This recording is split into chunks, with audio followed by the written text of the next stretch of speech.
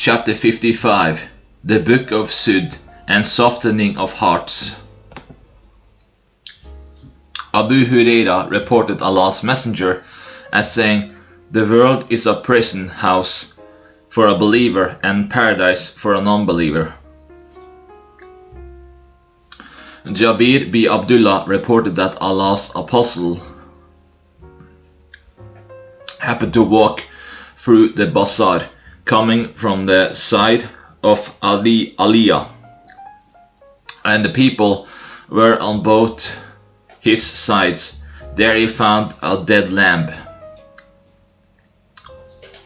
with very short ears. He took hold of his ear and said, "Who amongst you would like to have this or this for a dirham?" They said, "We do not like to have it even for less than that, as it is of no use to us." He said, "Do you wish to have it free of any cost?" They said, "By Allah, even if it were alive, we would not have liked to possess that. For there is defect in it, as its ear is very short. Now it is dead also." Thereupon Allah's Messenger said, "By Allah, this world is more insignificant in the eye of Allah than this dead lamb is in your eye."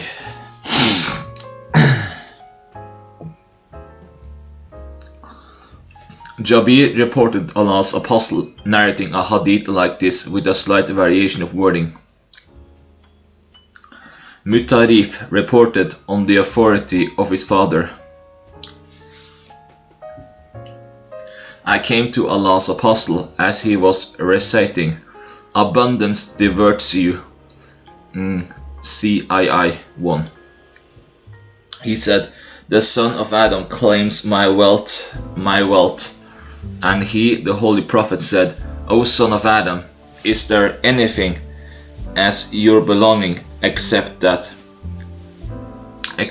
which you consumed, which you utilized, or which you wore, and then it was worn out, or you gave as charity and sent it forward?' Mutarif reported on the authority of his father, 'I went to Allah's Apostle.' The rest of the hadith is the same. Abu Huraira reported Allah's Messenger as saying, 'A servant says, my wealth, but out of his wealth 3 things are only his: whatever he eats and makes use of, or by means of which he dresses himself and it wears out, or he gives as charity, and this is what he stored for himself as a reward for the hereafter, and what is beyond this, it is of no use to you, because you are to depart and leave it for other people.'" This hadith has been narrated on the authority of Al-Ala bin Abd al-Rahman with the same chain of transmitters. Anas bin Malik reported Allah's Messenger as saying, 3 things follow the bier of a dead man. 2 of them come back, and 1 is left with him: the members of his family, wealth and his good deeds. The members of his family and wealth come back, and the deeds alone are left with him. Amr bin Auf, who was an ally of Banu Amir bin Luwai, and he was one amongst them, who participated in Badr along with Allah's Messenger, reported that Allah's Messenger sent Abu Ubaidah bin al-Jarrah to Bahrain for collecting jizya, and Allah's Messenger had made a truce with the people of Bahrain and had appointed Allah bin Hadrami and Abu Ubaidah for this purpose. They came with wealth from Bahrain. And the Ansar heard about the arrival of Abu Ubaidah, and they had observed the dawn prayer along with Allah's Messenger. When Allah's Messenger had finished the prayer, they, the Ansar, came before him, and Allah's Messenger smiled as he saw them, and then said, I think you have heard about the arrival of Abu Ubaidah with goods from Bahrain. They said, Allah's Messenger, yes, it is so. Thereupon he said, be happy and be hopeful of that which gives you delight. By Allah, it is not the poverty about which I fear in regard to you, but I am afraid in your case that the worldly riches may be given to you, as were given to those who had gone before you.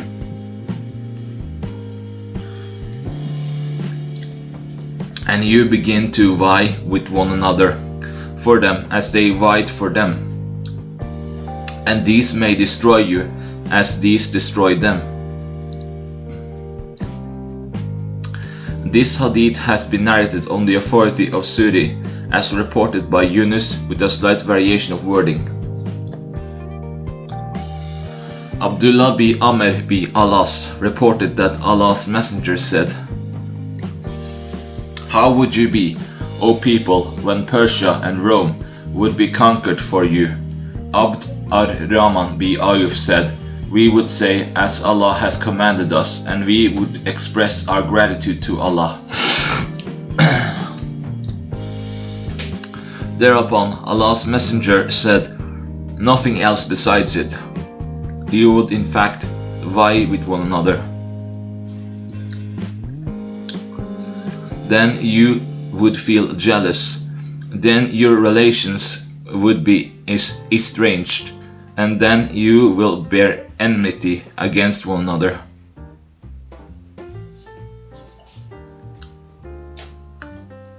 Or something to the same effect. Then you would go to the poor emigrants and would make some the masters of the others.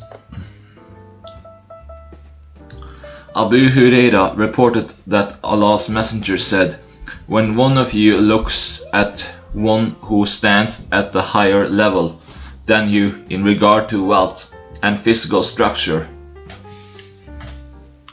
he should also see one who stands at a lower level than you in regard to these things, in which he stands at a higher level as compared to him. This hadith has been narrated on the authority of Abu Huraira through another chain of transmitters. Abu Huraira reported Allah's Messenger as saying, look at those who stand at a lower level than you, but don't look at those who stand at a higher level than you. For that is better suited, that you do not disparage Allah's favors. In the chain narrated by Abu Muawiyas, he said, upon you. Abu Huraira narrated that he heard Allah's Messenger as saying, there were 3 persons in Bani Israel, one suffering from leprosy, the other bald-headed, and the third one blind. Allah decided to test them, so he sent an angel who came to the one who was suffering from leprosy and said, which thing do you like most? He said, beautiful color and fine skin, and removal of that which makes me detestable in the eye of people. He wiped him, and his illness was no more, and he was conferred upon beautiful color and beautiful skin. He, the angel, again said, which property do you like most? He said, camels, or he said, the cow. The narrator is, however, doubtful about it. But out of the persons suffering from leprosy or baldness, One of them definitely said the camel, and the other one said cow, and he, one who demanded camel, was bestowed upon a she-camel in an advanced stage of pregnancy. And while giving, he said, "May Allah bless you in this." Then he came to the bald-headed person and said, "Which thing do you like most?" He said, "Beautiful hair, and that this baldness may be removed from me, because of which people hate me." He wiped his body, and his illness was removed, and he was bestowed upon beautiful hair. And the angel said, "Which wealth do you like most?" He said, "The cow." And he was given a pregnant cow, and while handing it over to him, he, the angel, said, "May Allah bless you in this." Then he came to the blind man, and he said, "Which thing do you like most?" He said, "Allah should restore my eyesight, so that I should be able to see people with the help of that." He wiped his body, and Allah restored to him his eyesight. And he, the angel, also said, "Which wealth do you like most?" He said, "The flock of sheep." And he was given a pregnant goat, and that gave birth to young ones. And it so happened that one valley abounded in camels, and the other one in cows, and the third one in sheep. He then came to the one who had suffered from leprosy in his old form and shape, and he said, "I am a poor person, and my provision has run short in my journey, and there is none to take me to my destination except with the help of Allah and your favor. I beg of you in His name, who gave you fine color and fine skin, and a camel in the shape of wealth, to confer upon me a camel which should carry me in my journey."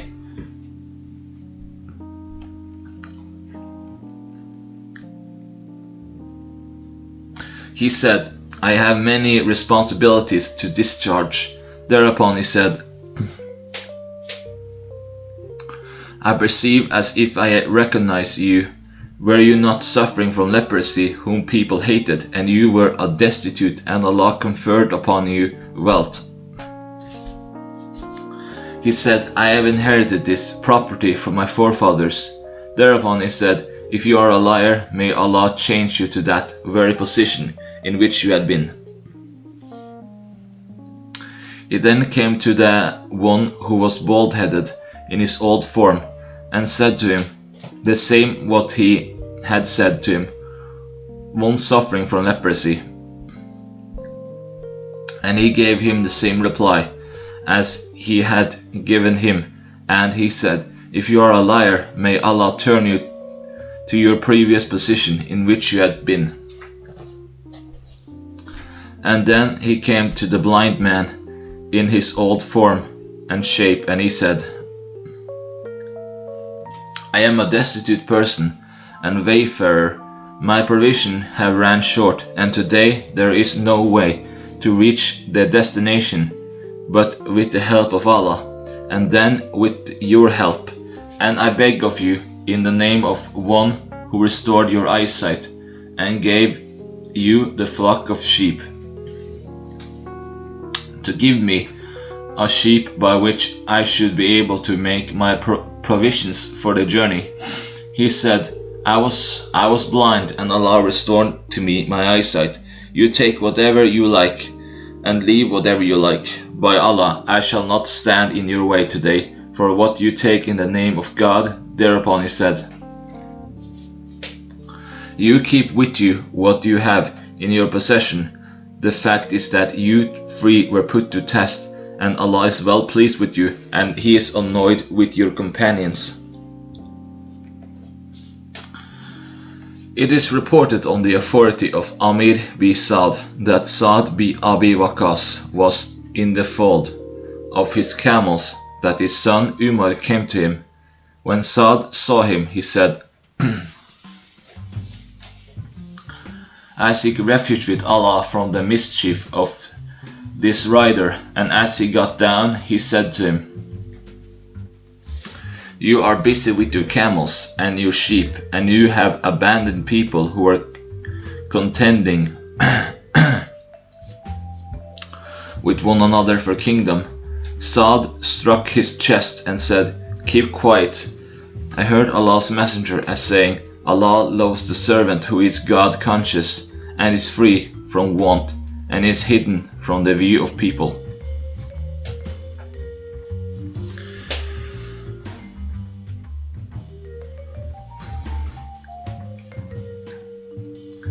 Saad bin Abu Waqqas is reported to have said, By Allah, I am the first person amongst the Arabs to throw an arrow in the cause of Allah, and we used to go with Allah's messenger, and there was no food for us to eat, but only the leaves of Hubla and Samud trees. They are wild trees, and as a result thereof, one amongst us would relieve himself as does the goat. How strange it is that now the people of Banu Asad, the progeny of Zubayr, instruct me in religion and try to impose punishment upon me in regard to it. If it is so, that I am so ignorant of religion, then indeed I am undone, and my deeds have been lost. Ibn Numayr, however, did not make a mention of the word idhan thus in his narration. This hadith has been narrated on the authority of Ismail bin Khalid with the same chain of transmitters, and the words are,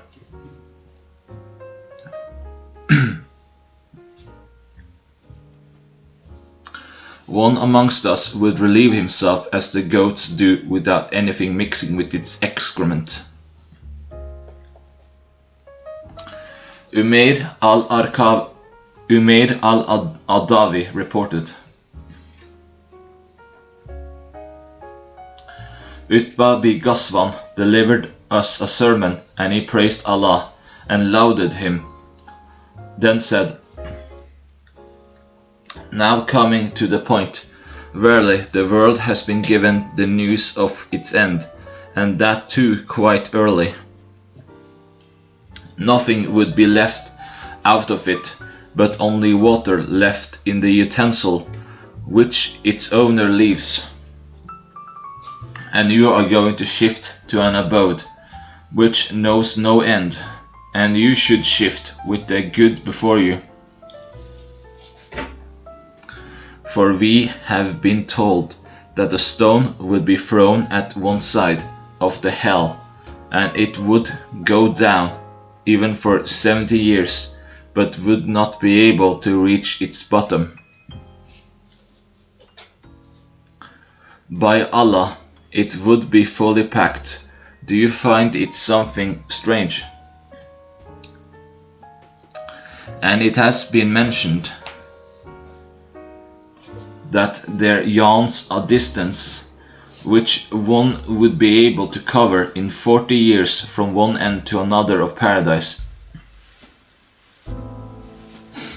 And a day would come when it would be fully packed, and you must be knowing that I was the seventh amongst 7 who had been with Allah's messenger,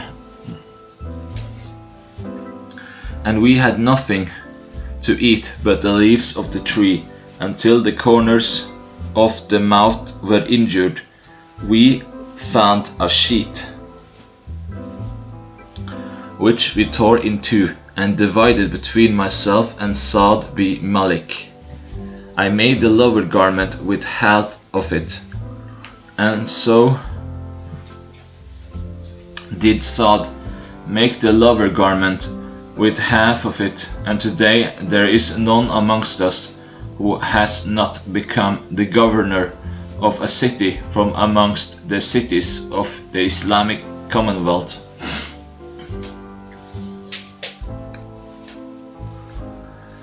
And I seek refuge with Allah that I should consider myself great, whereas I am insignificant in the eye of Allah. Prophethood does not remain forever, and its impact fades with the result that it changes eventually into kingship, and you would soon come to know and experience those rulers who would come after us, and see how far they are from religion.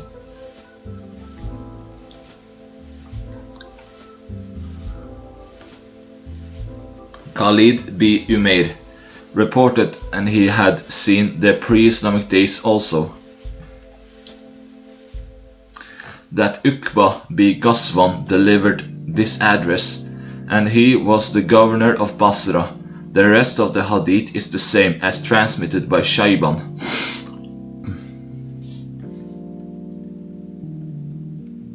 Khalid bin Umair reported, I heard Uqba bin Ghazwan as saying, I found myself as the seventh amongst the seven who had been along with Allah's Messenger.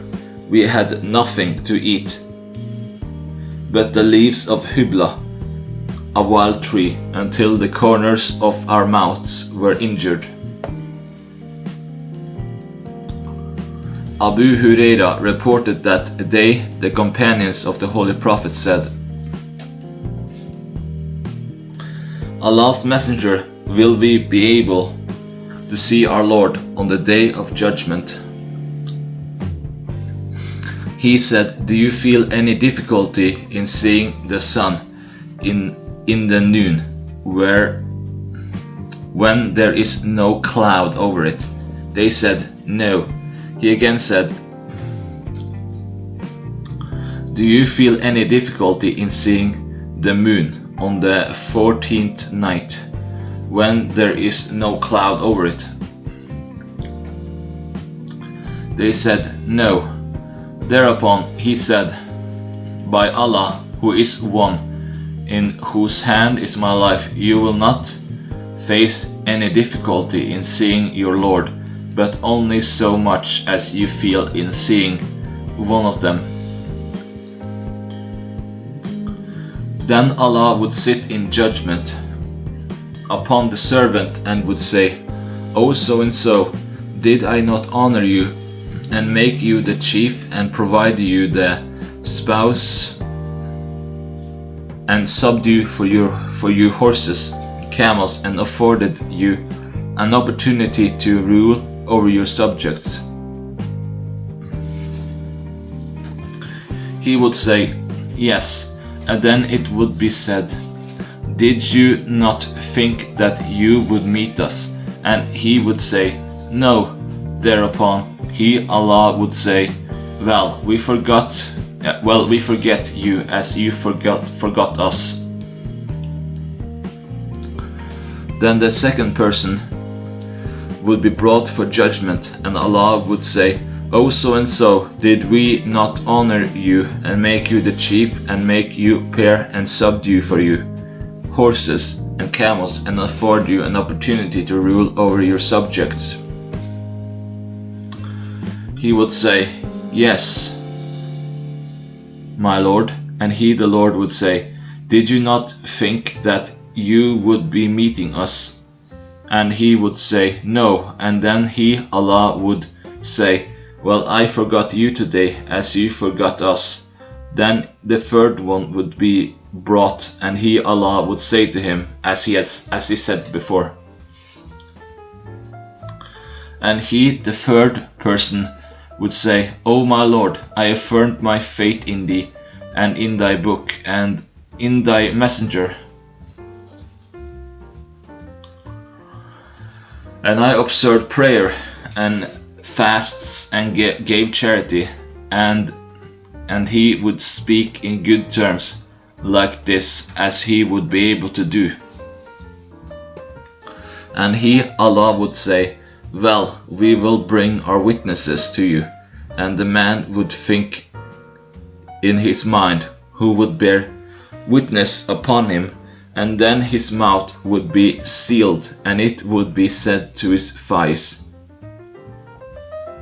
to his flesh and to his bones to speak, and his thighs, flesh and bones would bear witness to his deeds, and it would be done so that he should not be able to make any excuse for himself, and he would be a hypocrite, and Allah would be annoyed with him.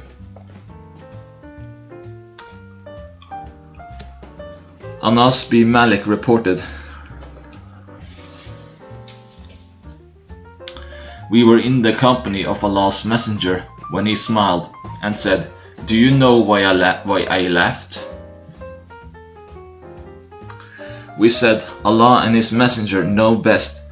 Thereupon he said, 'It was because there came to my mind the talk which the servant would have with his Lord on the day of judgment. He would say, My Lord, have you not guaranteed me protection against injustice?'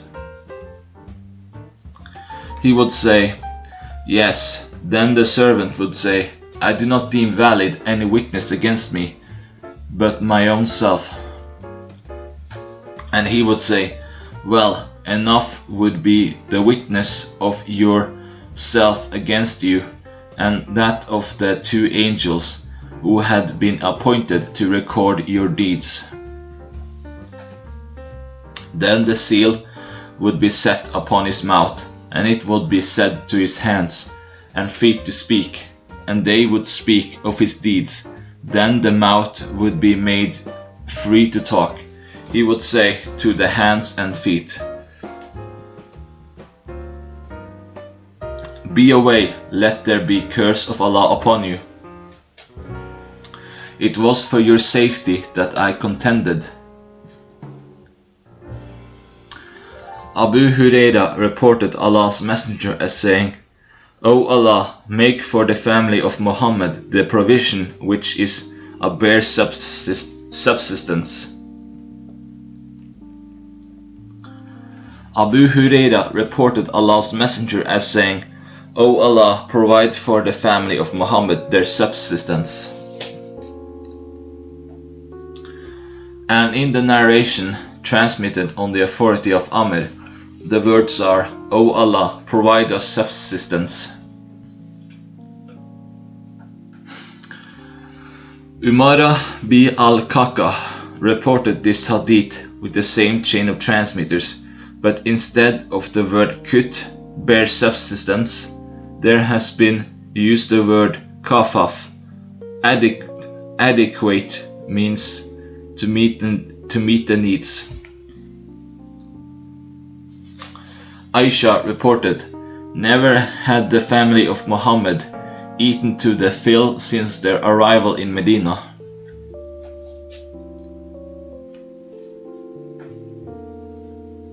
With the bread of wheat for 3 successive nights until his holy prophet's death.'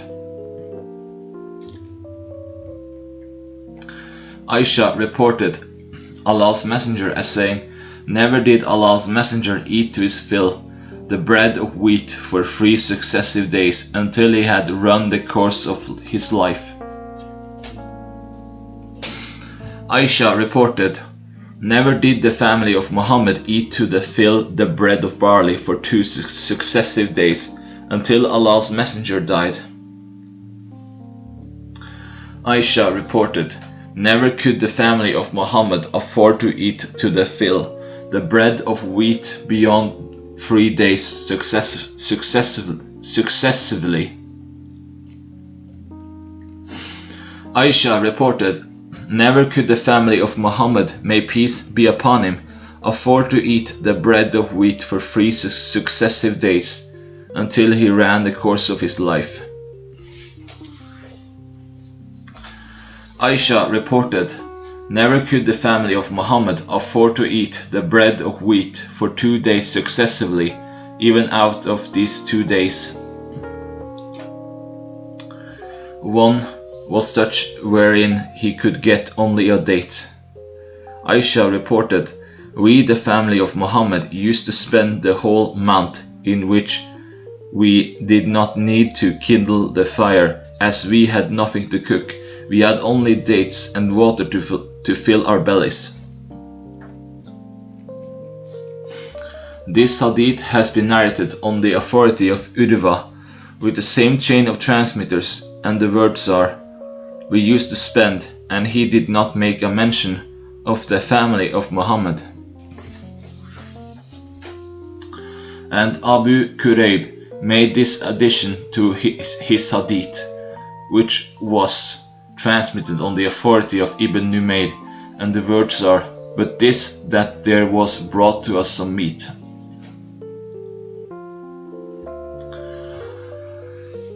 Aisha reported that Allah's Messenger died in such a state that there had been nothing in my wooden tub which a living being could afford to eat, but a handful of barley.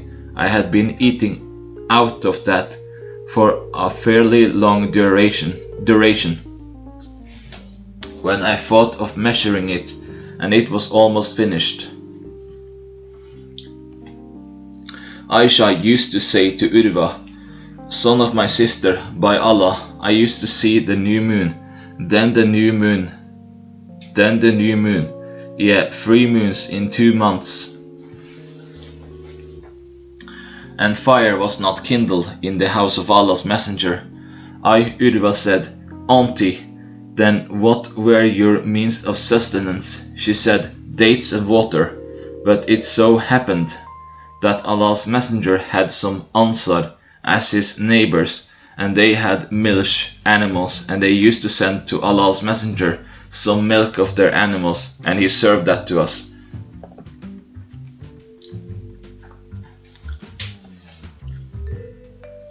Urwa bin Zubair reported on the authority of Aisha, the wife of Allah's Apostle, that she said, "Allah's Messenger died in a state that it never happened that he could eat to his fill the bread with olive oil twice during a day."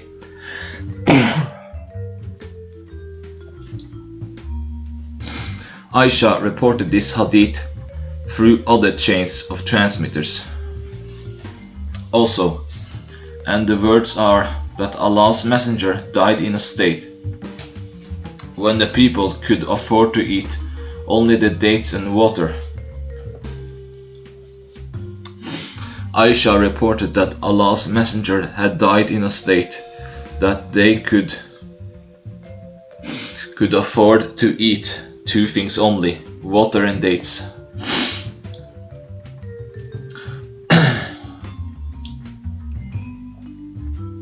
This hadith has been transmitted on the authority of Sufyan, and the words are,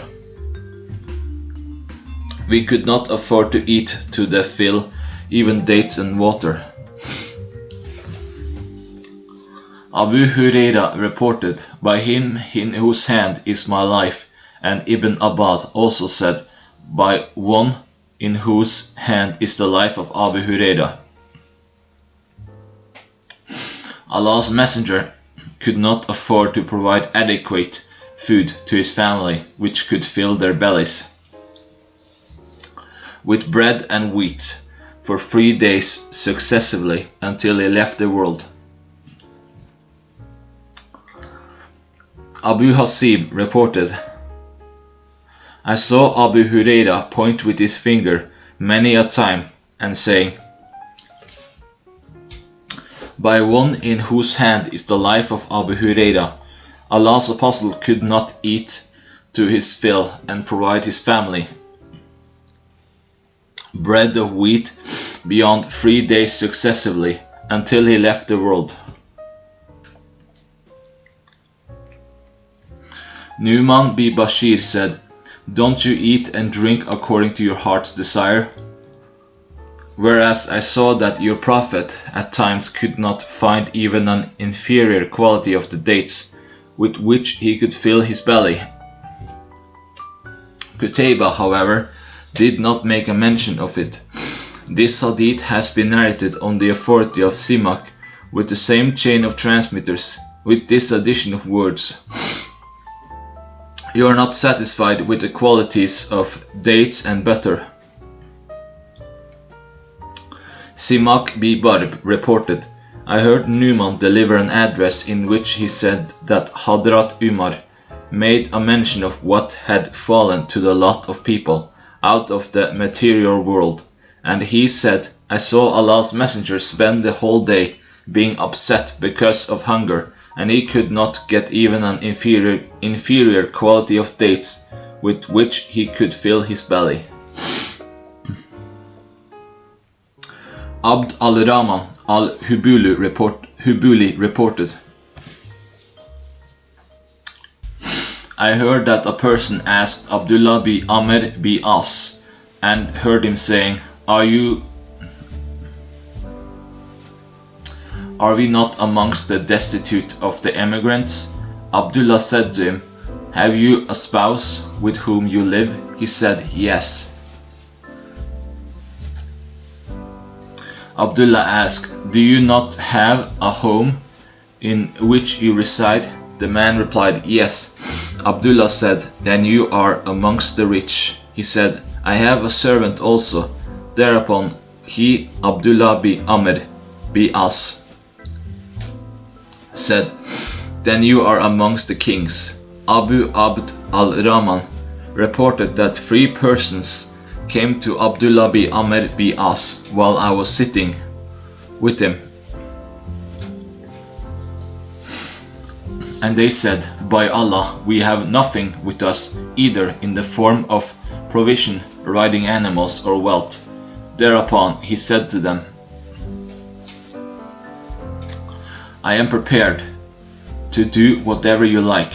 If you come to us, we will give you what Allah would make available for you. And if you like, I will make a mention of your case to the ruler. And if you like, you can show patience also, for I have heard Allah's messenger as saying, The destitute amongst the emigrants would precede the rich emigrants by 40 years in getting into paradise on the day of resurrection. Thereupon they said, We then show patience and do not ask for anything. Chapter 1. The prohibition of entering upon the people of Al-Hijr, the rocky tract, unless one enters weeping. Abdullah bin Umar reported that Allah's messenger said in connection with the people of Hijr, Tamud, Do not enter but weepingly the habitations of these people who had been punished by Allah. And in case you do not feel inclined to weep, then do not enter these habitations, that you may not meet the same calamity as had fallen to their lot. Ibn Shihab reported, and he had been talking about the stony abodes of Tamud, and he said, Salim bin Abdullah reported that Abdullah bin Umar said, We were passing along with Allah's messenger through the habitations of Hijr, and Allah's messenger said, Do not enter but weepingly the habitations of these persons who committed tyranny among themselves, lest the same calamity should fall upon you as it fell upon them.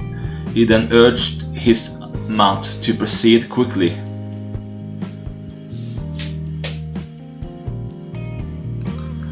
and pass through that valley hurriedly.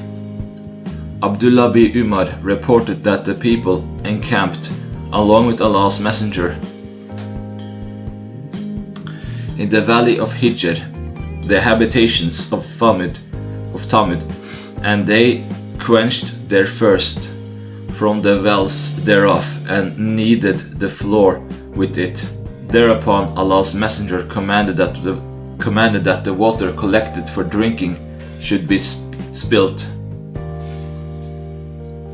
and the floor should be given to the camels, and commanded them that the water for drinking should be taken from that well where the she-camel of Hadrat Salih used to come.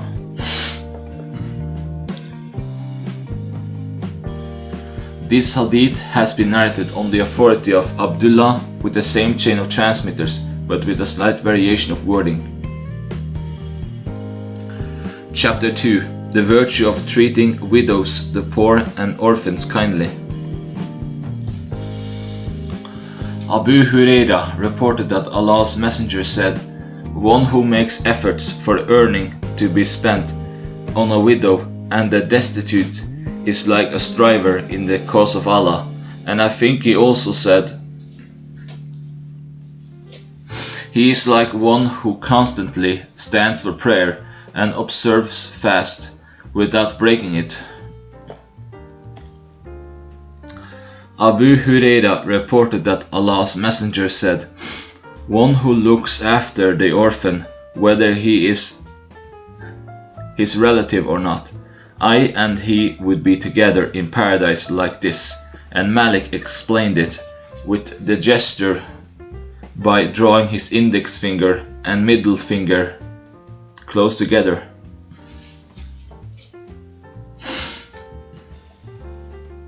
Chapter 3.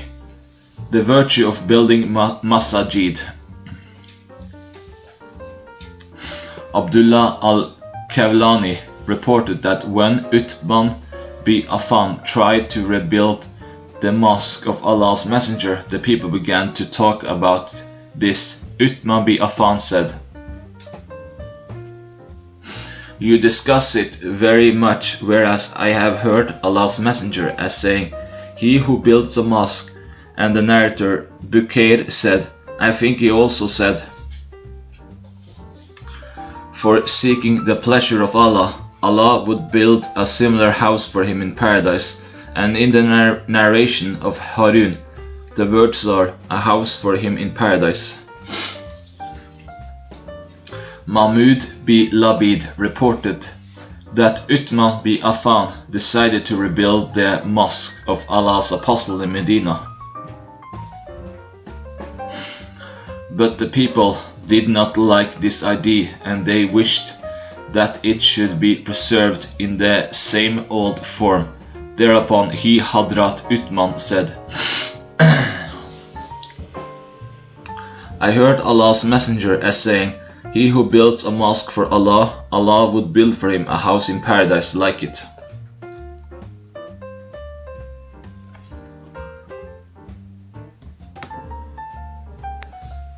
This hadith has been narrated on the authority of Jafar with the same chain of transmitters, with this variation, that the words are,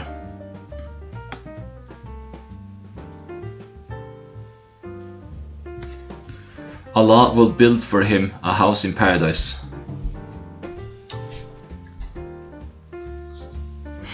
Chapter 4.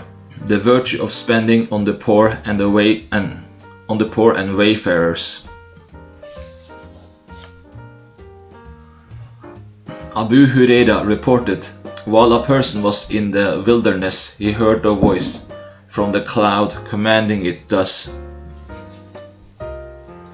"Irrigate the garden of so-and-so." After that the clouds slinked aside and poured water on a stony ground. It filled a channel amongst the channels of that land, and that person followed that water. And he found a person standing in the garden, busy in changing the course of water. With the help of a hatchet, he said to him, "Servant of Allah, what is your name?" He said, "So and so," and it was that very name which he had heard from the clouds. And he said to him, "Servant of Allah, why do you ask me my name?" He said, "I heard a voice from the clouds, of which is the downpour, saying, 'Water the garden of so and so, like your name. What do you do for the favor shown to you by Allah in this matter?" He said, "Now as you state so, I look what yield I get from it, and I give 1/3 as charity out of it, and I and my children eat 1/3 of it, and 1/3 I return to it as investment.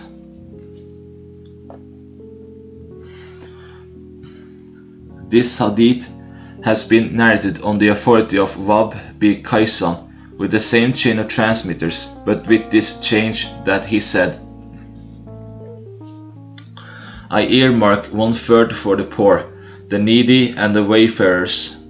Chapter 5. The prohibition on showing off.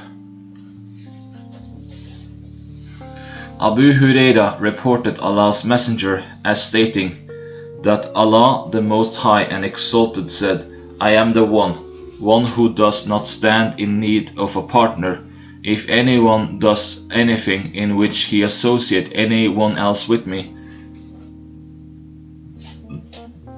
I shall abandon him with one whom he associates with Allah. Ibn Abbas reported Allah's messengers as saying, if anyone wants to have his deeds widely publicized, Allah will publicize his humiliation, and if anyone makes a hypocritical display of his deeds, Allah will make a display of him. Jundub reported Allah's Messenger as saying, he who wants to publicize his deeds, Allah will publicize his humility, and he who makes a hypocritical display of his deeds, Allah will make a display of him. Sufyan reported this hadith with the same chain of transmitters, and he made this addition, I did not hear anyone saying besides him that it was Allah's Messenger who had said so. Salama bin Kuhail reported, I heard from Jundub, but I did not hear him say this. I heard Allah's Messenger saying this. Abu Sufyan reported like that as Saduq al-Amin al-Walid bin Harb narrated with the same chain of transmitters. Chapter 6. Guarding the Tongue. Abu Huraira reported that he heard Allah's Messenger as saying, the servant speaks words for which he is sent down to the hellfire farther than the distance between the east and the west. Abu Huraira reported Allah's Messenger as saying, the servant speaks words that he does not understand its repercussions, but he sinks down in hellfire farther than the distance between the east and the west. Chapter 7. About the one who enjoins good but does not do it, and forbids evil but does it. Shaqiq reported that it was said to Usama bin Zayd, why don't you visit Uthman and talk to him? Thereupon he said, do you think that I have not talked to him, but that I have made you hear? By Allah, I have talked to him about things concerning me and him, and I did not like to divulge those things about which I had to take the initiative, and I do not say to my ruler, you are the best among people, after I heard Allah's Messenger as saying, a man will be brought on the day of resurrection and thrown in hellfire, and his intestines will pour forth in hell, and he will go round along with them as an ass goes round the millstone. The denizens of hell would gather round him and say, oh so and so, what has happened to you? Were you not enjoining us to do what was reputable, and forbid us to do what was disreputable?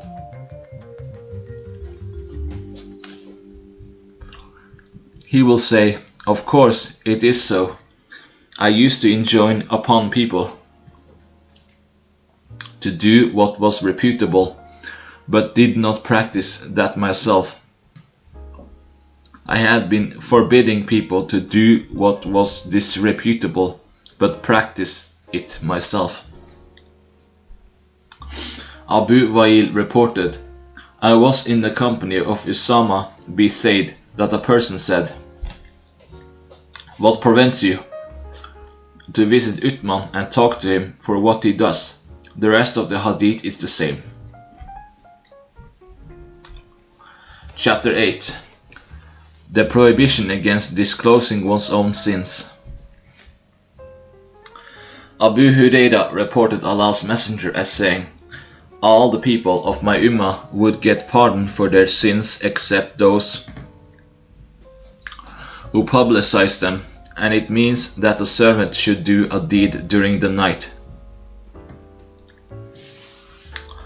and tell the people in the morning that he has done so and so, whereas Allah has concealed it, and he does a deed during the day, and when it is night he tells the people, whereas Allah has concealed it." Zuhd has used the word hijar for publicizing. Chapter 9. Saying "May Allah have mercy on you" to one who sneezes and yawning is disliked. Anas bin Malik reported that two persons sneezed in the presence of Allah's Messenger. He, the Messenger of Allah, invoked mercy for one, and did not invoke for the other. The one for whom he had not prayed said, "So and so sneezed, and you said, 'May Allah have mercy upon you.' I also sneezed, but you did not utter these words for me." Thereupon he, the Holy Prophet, said, "That person praised Allah, and you did not praise Allah." This hadith has been narrated on the authority of Anas through another chain of transmitters. Abu Burda reported, "I visited Abu Musa as he was in the house of the daughter of Fadl bin Abbas. I sneezed, but he did not respond to it by saying, 'Allah may have mercy upon you.' Then she sneezed, and he, Fadl bin Abbas, said, 'May Allah have mercy upon you.' I came back to my mother and informed her about it, and when he came to her, she said, 'My son sneezed in your presence, and you did not say, Allah may have mercy upon you.' And she sneezed, and you said for her, 'May Allah have mercy upon you.' Thereupon he said, 'Your son sneezed, but he did not praise Allah, and I did not beg mercy of Allah for him.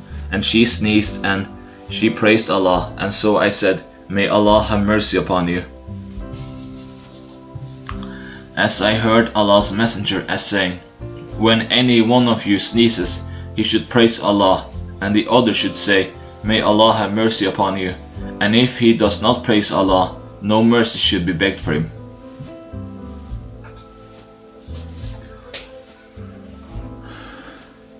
Iyas bin Salama bin Al-Aqwa reported that his father reported to him that he heard Allah's Apostle as saying, "A person sneezed in his presence, and he said to him, May Allah have mercy upon you. And he then sneezed for the second time, and Allah's Messenger said to him, He is suffering from cold, and no response is necessary." Abu Huraira reported Allah's Messenger as saying, "The yawning as from the devil, so when one of you yawns, he should try to restrain it as far as it lies in his power."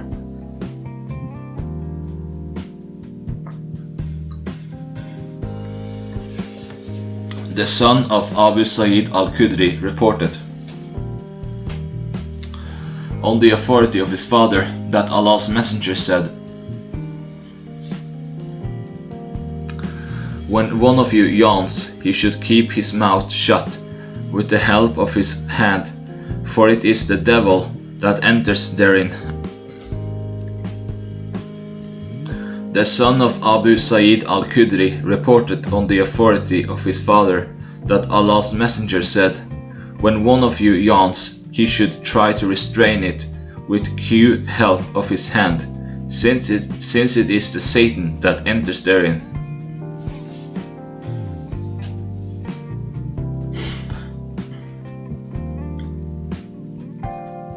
The son of Abu Sa'id al-Khudri reported on the authority of his father that Allah's messenger said, "When one of you yawns while engaged in prayer, he should try to restrain so far as it lies in his power, since it is the Satan that enter therein.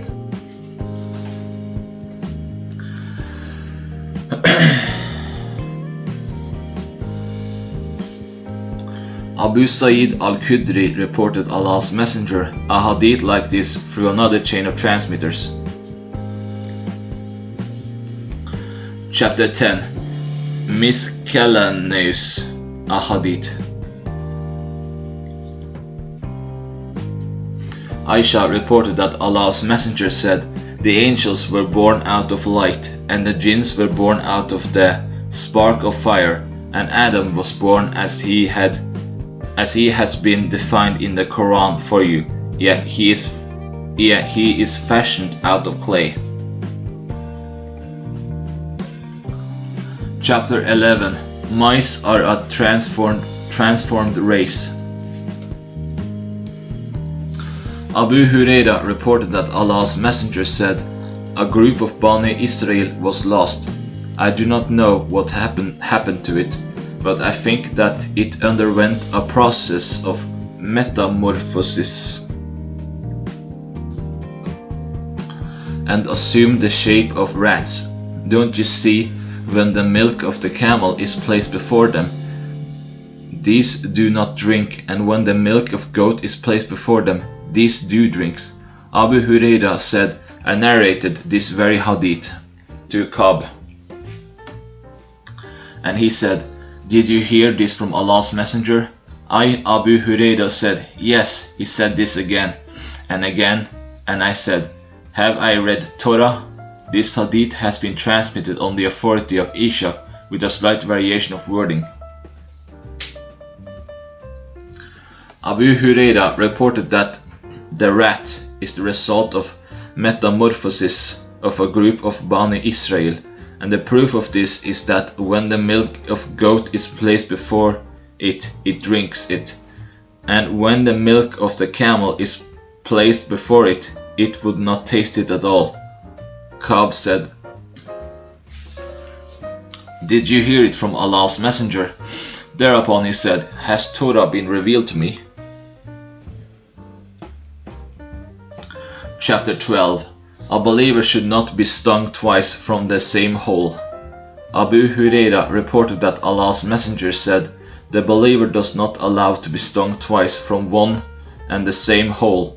This hadith has been narrated on the authority of Abu Huraira through another chain of transmitters. Chapter 13. The believer's affair is all good. Zuhd reported that Allah's messenger said, "Strange are the ways of a believer, for there is good in every affair of his, and this is not the case with anyone else except in the case of a believer, for if he has an occasion to feel delight, he thanks God. Thus there is a good for him in it, and if he gets into trouble and shows resignation and endures it patiently, there is a good for him in it." Chapter 14. The prohibition of praising it. The prohibition of praising if it involves exaggeration, and there is the fear that it may be a source of temptation, fitna, for the one who is praised.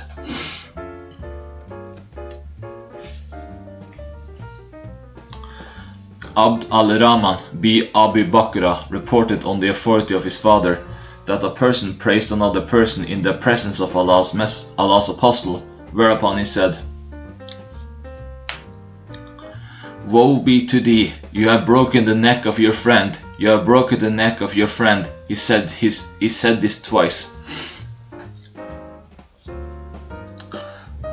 If one of you has to praise his friend at all, he should say, I think him to be so and Allah knows it well, and I do not know the secret of the heart, and Allah knows the destined end. And I cannot testify his purity against Allah, but he appears to be so and so. Abd al-Rahman bi Abi Bakr reported on the authority of his father that a person was mentioned in the presence of Allah's apostle, and the person said, Allah's messenger, no person is more excellent than he after Allah's messenger. Thereupon Allah's apostle said, Woe be to thee, you have broken the neck of your friend, and he said this twice. Then Allah's messenger said, If anyone has to praise his brother at all, he should say, I think him to be so and so, and even on this he should say, I do not consider anyone purer than Allah considers.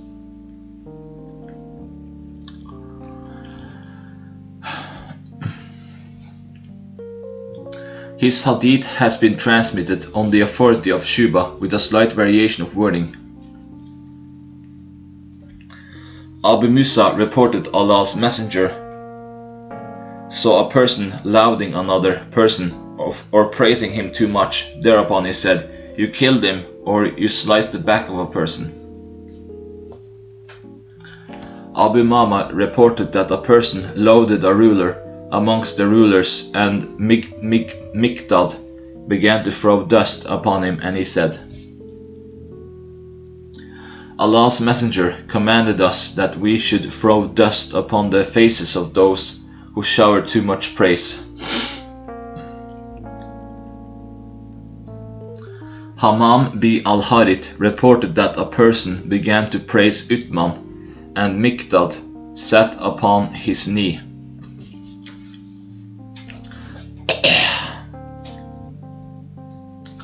And he was a bulky person, and began to throw pebbles upon his flatterer's face.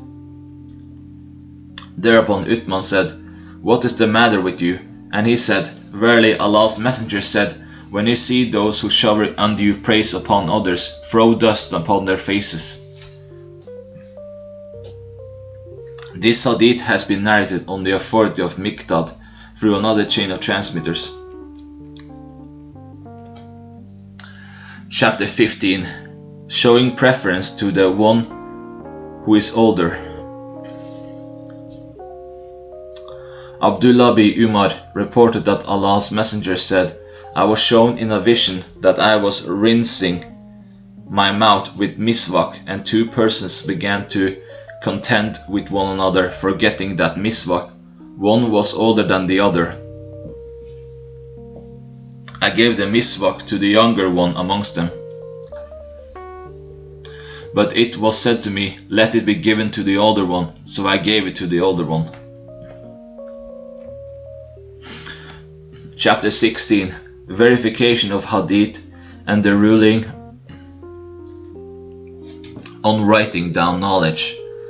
It was reported that Abu Huraira used to say, Listen to me, inmate of the apartment, listen to me, inmate of the apartment, while Aisha, Allah be pleased with her, had been busy in observing prayer. As she finished prayer, she said to Urwa, Did you hear his words? And this is how Allah's messenger used to utter so distinctly, that if one intended to count the words uttered, he would be able to do so.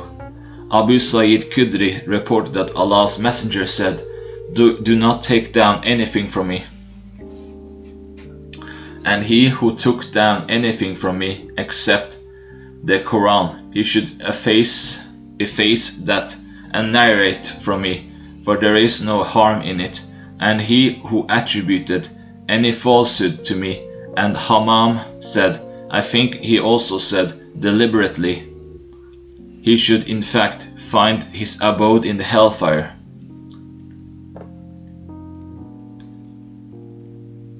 Chapter 17. The story of the people of the ditch and the magician, the monk and the boy. Zuhd reported that Allah's messenger thus said, "There lived a king before you, and he had a court magician. As he, the magician, grew old, he said to the king, 'I have grown old, send some young boy to me, so that I should teach him magic.' He, the king, sent to him a young man, so that he should train him in magic. And on his way to the magician, he, the young man, found the monk sitting there. He, the young man, listened to his monk's talk, and was impressed by it. It became his habit that on his way to the magician he met the monk and sat there, and he came to the magician late. He, the magician, beat him because of delay. He made a complaint of that to the monk, and he said to him, "When you feel afraid of the magician, say, 'Members of my family had detained me.' And when you feel afraid of your family, you should say, 'The magician had detained me.' It so happened that there came a huge beast of prey, and it blocked the way of the people. And he, the young boy, said, 'I will come to know today whether the magician is superior or the monk is superior.'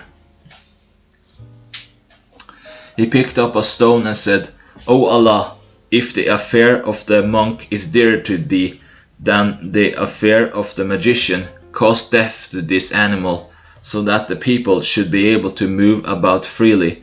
He threw that stone towards it and killed it, and the people began to move about on the path freely. He, the young man, then came to that monk and informed him, and the monk said, 'Sonny, today you are superior to me. Your affair has come to a stage where I find that you would be soon put to a trial. And in case you are put to a trial, don't give my clue.' That young man began to treat the blind and those suffering from leprosy, and he in fact began to cure people from all kinds of illness. When a companion of the king who had gone blind heard about him, he came to him with numerous gifts and said, If you cure me all these things collected together, here would be yours." He said, "I myself do not cure anyone. It is Allah who cures, and if you affirm faith in Allah, I shall also supplicate Allah to cure you." He affirmed his faith in Allah, and Allah cured him, and he came to the king and sat by his side, as he used to sit before. The king said to him, "Who restored your eyesight?" He said, "My Lord." Thereupon he said, "It means that your Lord is one besides me." He said, "My Lord and your Lord is Allah." So he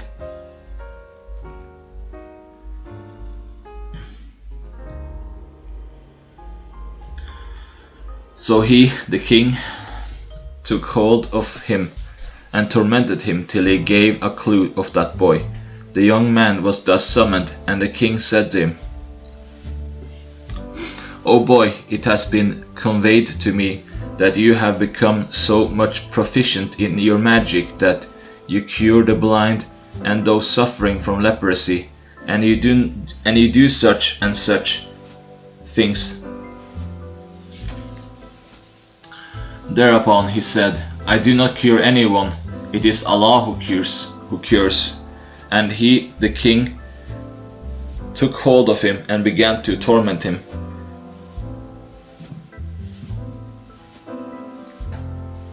So he gave a clue of the monk.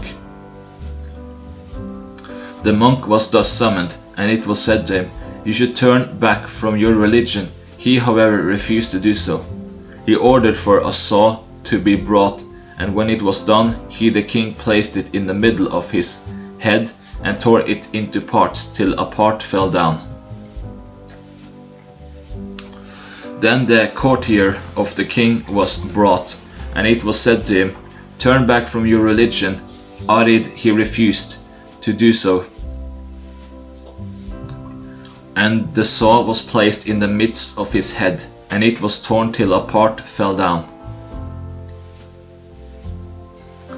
Then that young boy was brought, and it was said to him, "Turn back from your religion." He refused to do so, and he was handed over to a group of his courtiers, and he said to them, "Take him to such and such mountain, make him climb up that mountain, and when you reach its top, ask him to renounce his faith. But if he refuses to do so, then throw him down the mountain." So they took him and made him climb up the mountain, and he said, "O Allah, save me from them in any way thou likest." And the mountain began to quake, and they all fell down, and that person came walking to the king. The king said to him, "What has happened to your companions?" He said, "Allah has saved me from them." He again handed him to some of his courtiers and said, "Take him and carry him in a small boat, and when you reach the middle of the ocean, ask him to renounce his religion. But if he does not renounce his religion, throw him into the water." So they took him, and he said, "O Allah, save me from them and what they want to do." It was quite soon that the boat turned over, and they were drowned, and he came walking to the king. And the king said to him, "What has happened to your companions?" He said, "Allah has saved me from them." And he said to the king, "You cannot kill me until you do what I ask you to do." And he said, "What is that?" He said, "You should gather people in a plain and hang me by the trunk of a tree. Then take hold of an arrow from the quiver and say, 'In the name of Allah, the Lord of the young boy.' Then shoot an arrow, and if you do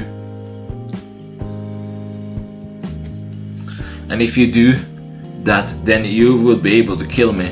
So he, the king, called the people in an open plain and tied him, the boy, to the trunk of a tree. Then he took hold of an arrow from his quiver, and then placed the arrow in the bow, and then said, "In the name of Allah, the Lord of the young boy."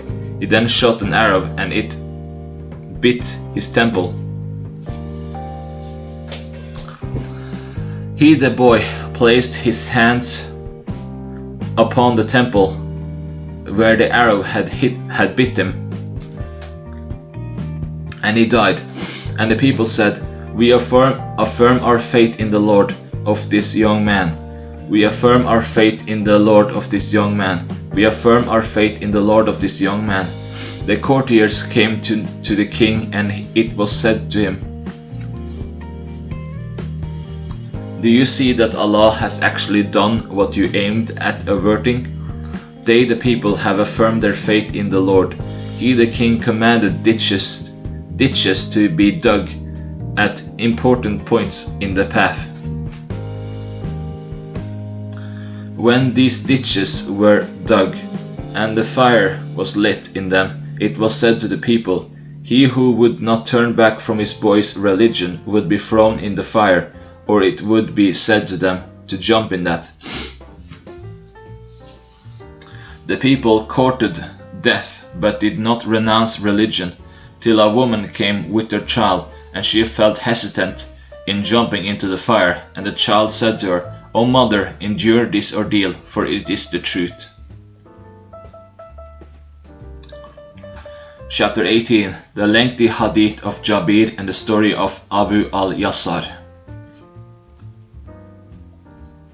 Ubadah bin Walid bin Samit reported, "I and my father set out in search of knowledge to a tribe of the Ansar before their death, yet before the companions of the Prophet left the world, and I was the first to meet Abu Yassar, a companion of Allah's Messenger. and there was a young man with him who carried the record of letters with him, and there was a mantle prepared by the tribe of Mafiri upon him. And his servant too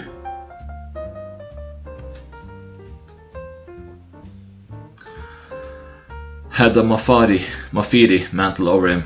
My father said to him,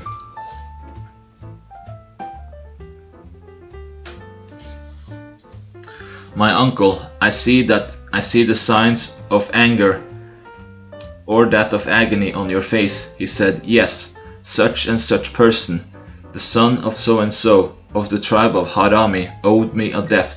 I went to his family, extended salutations, and said, 'Where is he?' They said, 'He is not here.'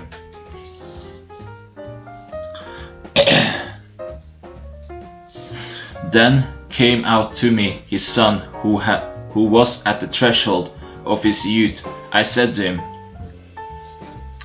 'Where is your father?' He said, 'No sooner did he hear your sound than he hid himself behind my mother's bedstead.'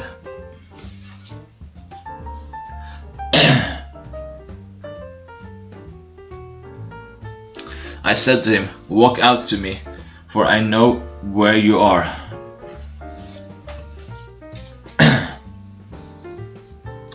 He came out. I said to him, 'What prompted you to hide yourself from me?'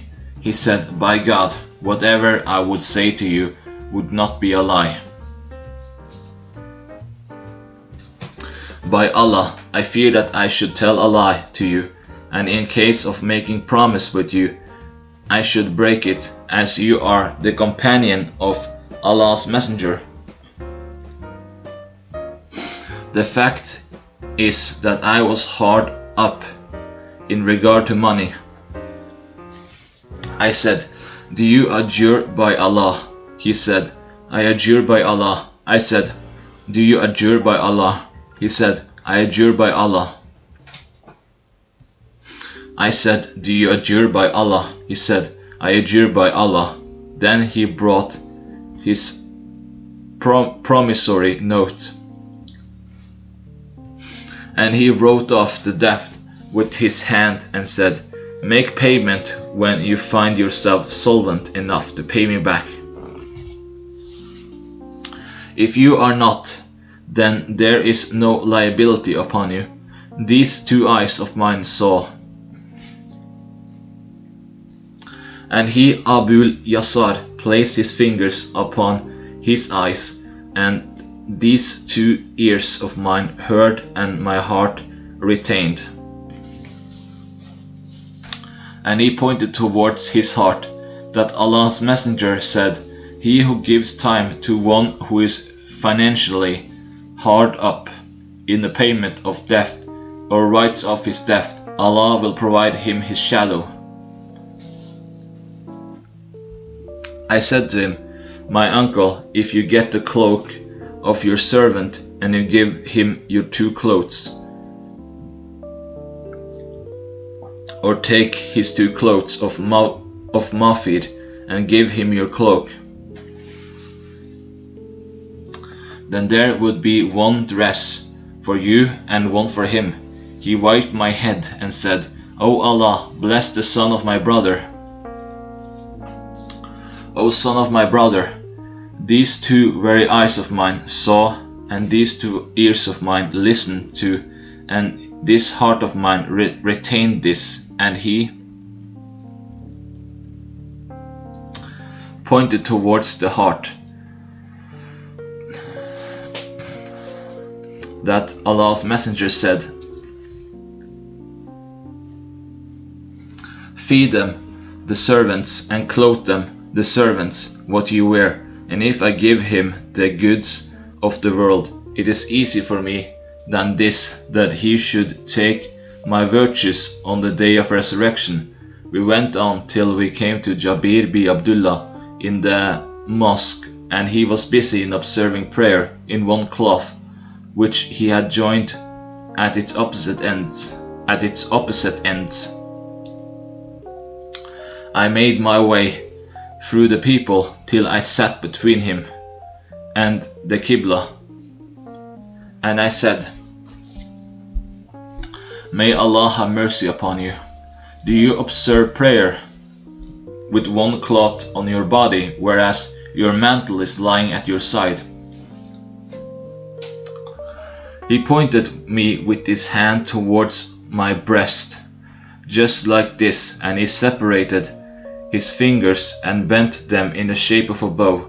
And he said, "I thought that a fool like you should come to me so that he should see me as I do, and he should then also do like it."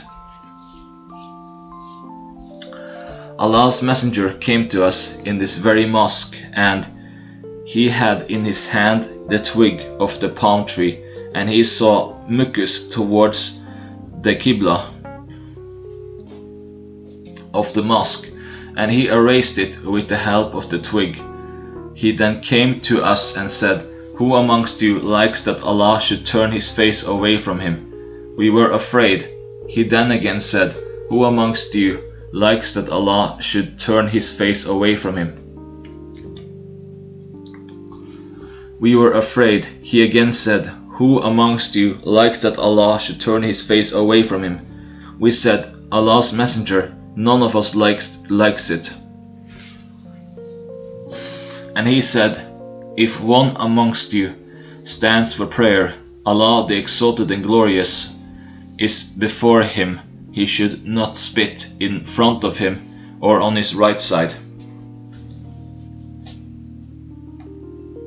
but should spit on his left side beneath his left foot, and if he is impelled to do so all of a sudden, in spite of himself, he should then spit in his cloth and fold it in some part of it." And he further said, "Bring some sweet-smelling thing." A young man who belonged to a tribe stood up, went and brought scent in his palm.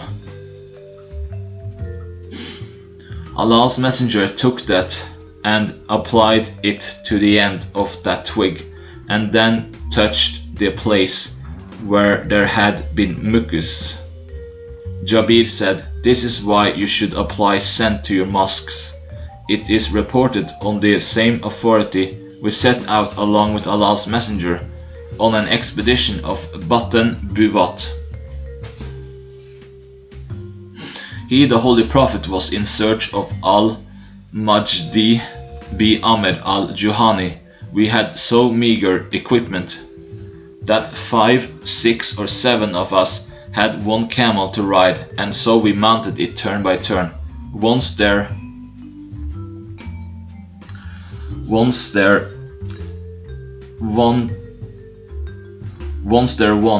the turn of an Ansari to ride upon the camel. He made it kneel down to ride over it, and after having mounted it, he tried to raise it up, but it hesitated, so he said, "May there be curse of Allah upon you." Thereupon Allah's Messenger said, Who is there to curse his camel?" He said, "Allah's Messenger, it is I." Thereupon he said, "Get down from the camel and let us not have in our company the cursed one. Don't curse your own selves, nor your children, nor your belongings. There is the possibility that your curse may synchronize with the time when Allah is about to confer upon you what you demand, and thus your prayer may be readily responded." It is reported on the same authority we set out on an expedition along with Allah's Messenger until it was evening, and we had been near a water reservoir of Arabia. Allah's Messenger said, "Who would be the person who would go ahead and set right the reservoir and drink water himself and serve us with it?" Jabir said, "I stood up and said, Allah's Messenger, it is I who am ready to do that." Thereupon Allah's Messenger said, "Who is the person to accompany Jabir?" And then Jabbar bin Sakr stood up. So we went to that well and poured in that tank a bucket or two of water and plastered it with clay, and then began to fill it with water until it was filled to the brim. Allah's Messenger was the first who appeared before us, and he said, "Do you both permit me to drink water out of it?" We said, "Yeah." Allah's Messenger, he led his camel to drink water, and it drank. He then pulled its rein, and it stretched its legs and began to urinate. He then took it aside and made it kneel down at another place, and then came to the tank and performed ablution.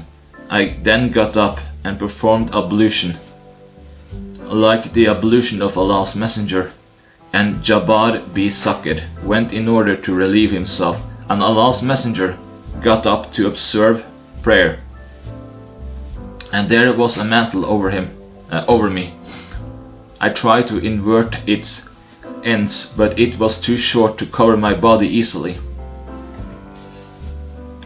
It had its borders. I then inverted it, the mantle, and drew its opposite ends, and then tied them at my neck.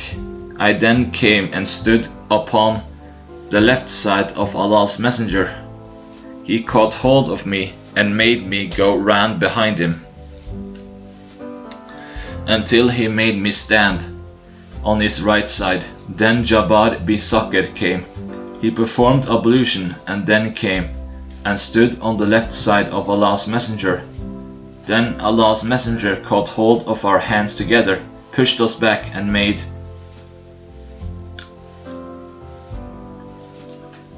us stand behind him. Then Allah's Messenger began to look upon me with darting looks, but I did not perceive that. After that I became aware of it, and he pointed with the gesture of his hand that I should wrap my loincloth. When Allah's Messenger had finished the prayer, he said, "Jabir." I said, "Allah's Messenger, at thy beck and call." He said, "When the cloth around you is inadequate,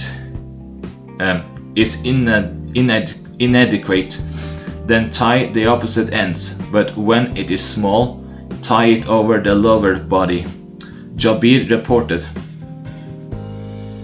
"We set out on an expedition with Allah's Messenger, and the only means of sustenance for every person amongst us was only one date for a day, and we used to chew it, and we struck the leaves with the help of our bow and ate them until the sides of our mouths were injured. It so happened one day that a person was overlooked and not given a date. We carried that person and bore witness to the fact that he had not been given that date. So he was offered that, and he got up and received that." Jabir reported, "We set out on an expedition along with Allah's Messenger until we got down at a spacious valley, and Allah's Messenger went to relieve himself. I followed him with a bucket full of water, and Allah's Messenger looked about, and he found no privacy but 2 trees at the end of the valley, and Allah's Messenger, may peace be upon him, went to one of them and took hold of one of its twigs and said, "Be thou under my control by the permission of Allah." And so it came under his control, like the camel who has its nose string in the hand of its rider. And then he came to the second tree and took hold of a twig and said, "Be thou under my control with the permission of Allah." and it came under his control. And when he came in the middle of the 2 trees, he joined together the 2 twigs and said, "Join with the permission of Allah."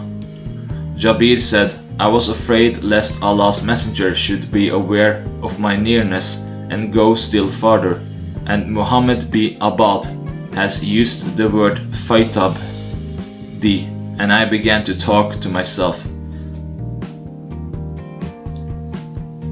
And as I saw, I suddenly found Allah's messenger before me, and the 2 trees were separated, and each one of them was standing at its place. I saw Allah's messenger standing for a short time, nodding his head towards right and left. Ismail pointed towards the right and left with the help of his head, in order to demonstrate how the Prophet had pointed. Then he, the Holy Prophet, came to me and said, "Jabir, did you see my place where I was standing?" I said, "Allah's messenger, yes." He then said, "Then you should go to those 2 trees and cut a twig from each of them and go to that place.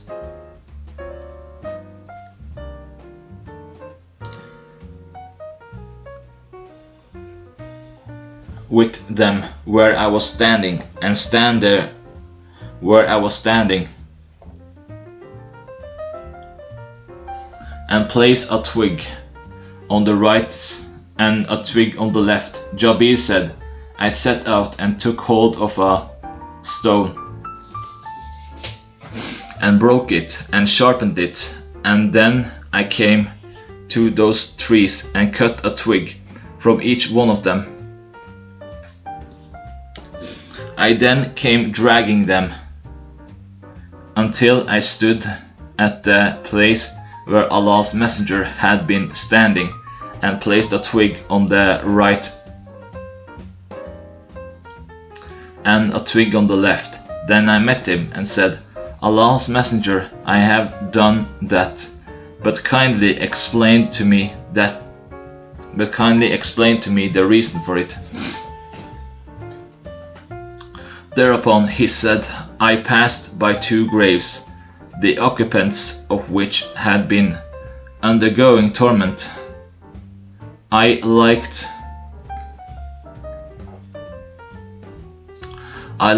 to make intercession for them, so that they might be relieved of this torment, as long as these twigs remain fresh." Jabir said, "We came back to the camp of the army, and Allah's messenger said, 'Jabir, call people for performing wudu.' I cried, 'Come and perform wudu, come and perform wudu, come and perform wudu.' I said, 'Allah's messenger, there is not even a drop of water in the army camp.' And there was a person who used to cool the water for Allah's messenger in the old water skin which kept hanging by the twig. He asked me to go to such and such Ansari and ask him to see if there was any water in that skin. I went to him and cast a glance in it, but did not find anything but a drop in the mouth of that water skin. And if I were to draw that, the water skin's dried part would suck it up. I came to Allah's messenger and said, 'Allah's messenger, I have not found anything in it but a drop of water in the mouth of the water skin, and now if I were to draw that, it would be absorbed.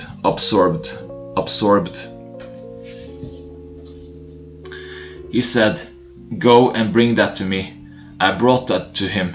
He took hold of it and began to utter something which I could not understand, and then pressed it with his hand, and gave that to me and said, Jabir, announce for the tub to be brought. So I announced that the tub of the army be brought.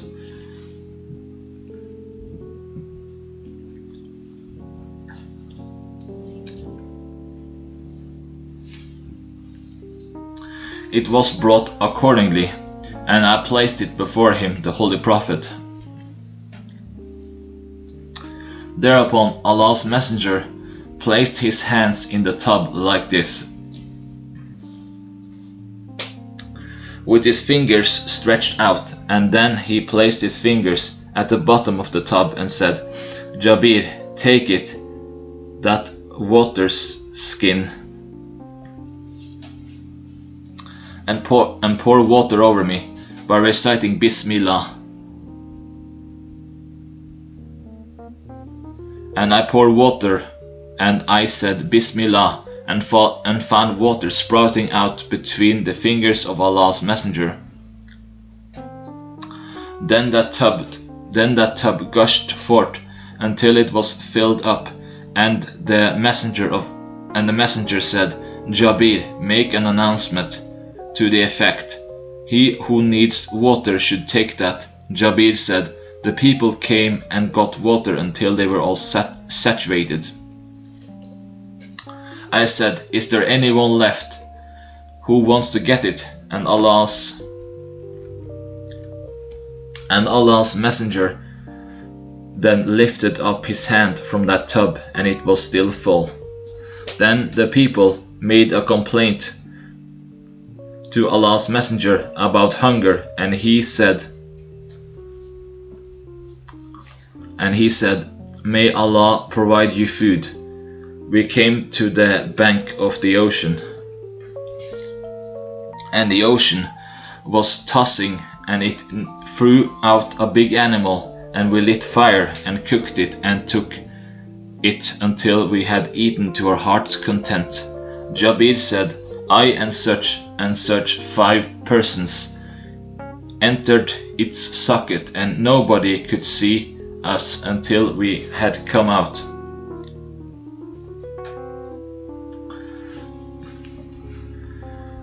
And we took hold of one of its ribs and twisted it into a sort of arch.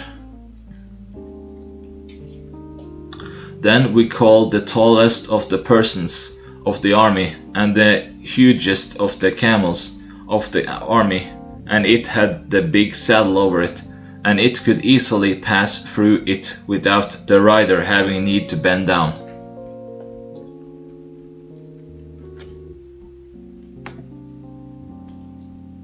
Chapter 19. The Hadith of the Hijrah.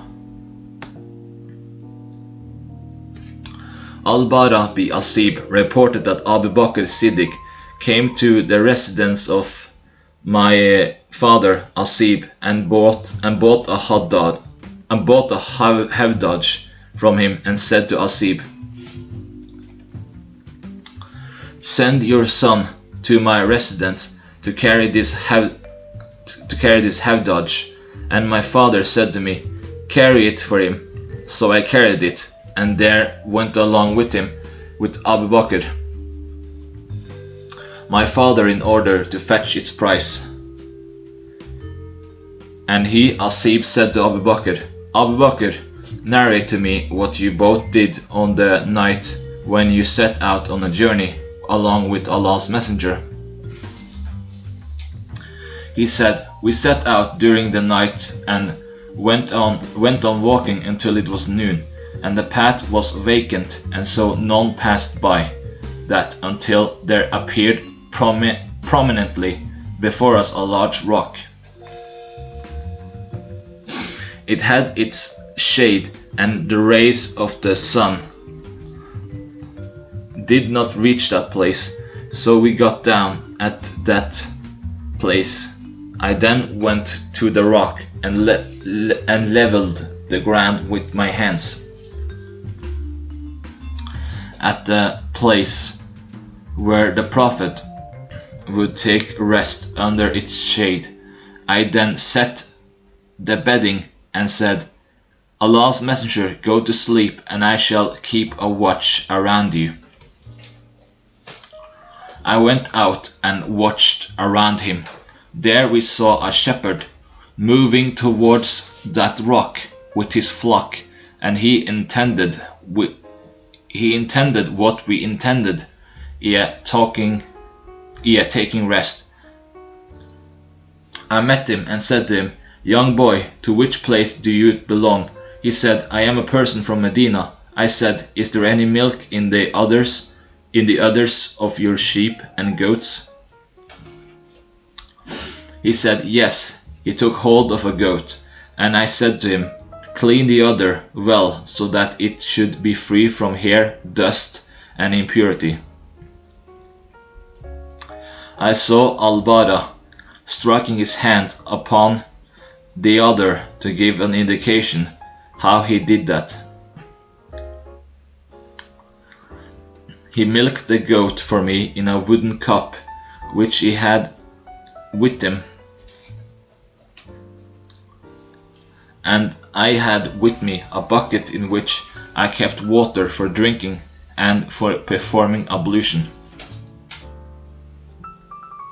I came to Allah's Apostle and did not like to awaken him from sleep, but he was accidentally startled from the sleep. I poured water upon the milk till it was cold, and I said, Allah's Messenger, take this milk. He then took it, and I was delighted, and he, the Holy Prophet, said, Is now not the time to march on? I said, Of course. So he marched on after the sun had passed the meridian. And Suraka bin Malik pursued us, and we had been walking on soft level ground. I said, Allah's Messenger, we are about to be overtaken by them. Thereupon he said, Be not grieved, verily Allah is with us. Then Allah's Messenger cursed him, and his horse sank into the earth. I think he also said, I know you have hurled curse upon me. So supplicate Allah for me, and I take an oath that I shall turn everyone away who would come in search of you. So he, Allah's Messenger, supplicated Allah, and he was rescued, and he came back, and to everyone he met he said, I have combed all this side. In short, he diverted everyone whom he met, and he in fact fulfilled his promise.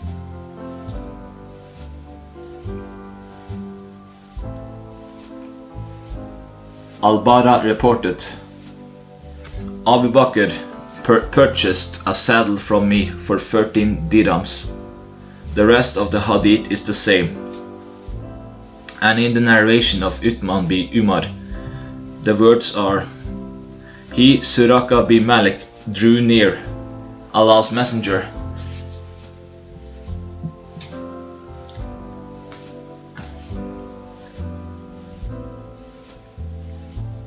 and he, the Holy Prophet, cursed him, and his camel sank in the earth up to the belly, and he jumped from that and said, Muhammad, I am fully aware of it, that it is your doing. Supplicate Allah that he should rescue me from it, in which I am pitchforked, and I give you a solemn pledge that I shall keep this as a secret from all those who are coming after me. Take hold of an arrow, out of it quiver, for you will find my camels and my slaves at such and such place, and you can get whatever you need on showing this arrow. He, the Holy Prophet, said, I don't need your camels. And we, the Prophet and Abu Bakr, came to Medina during the night, and the people began to contend as to where Allah's Messenger should reside. and he encamped in the tribe of Najjar, who were related to Abd ul-Muttalib. From the side of mother, Allah's Messenger honored them. Then people climbed upon housetop, and women also, and boys scattered in the way. And they were all crying, Muhammad, Messenger of Allah, Muhammad, Messenger of Allah.